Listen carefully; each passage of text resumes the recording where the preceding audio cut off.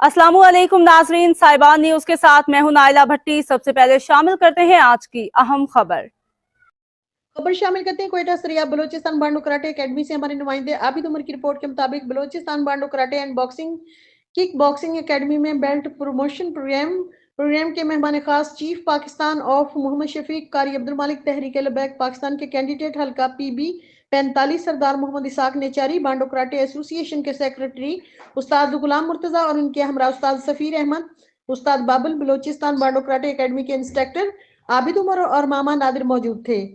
Belt हासिल करने वालों में Rihan yellow belt, Mohsin yellow belt, Ans yellow belt, Asjad yellow belt और आबिद उमर ब्राउन बेल्ट, मामा नादिर का ब्राउन बेल्ट बांध दिए गए।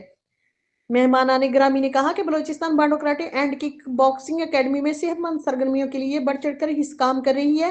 कराटे फन को नौजवानों और बच्चों को सिखाने और मस्बत सरगर्मियों की जानिब राग़िब करने पर हम उस्ताद गुलाम मुर्तबा, उस्ताद बाबुल और आबिद उमर को मुबारकबाद पेश करते हैं।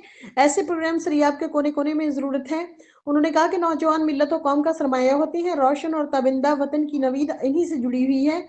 नस्ल नो अगर दुरुस्त सिमत में चलती है तो किसी भी कौम के लिए मुश्किल नहीं कि वो दुनिया में मुमताज और आला हैसियत हासिल कर पाए। देखते रहिए साहिबान न्यूज HD नसरीन अनवर के साथ। अब तक के लिए इतना ही। मजीद खबरों और अपडेट से बाखबर रहने के लिए देखते रहें साहिबान न्यूज।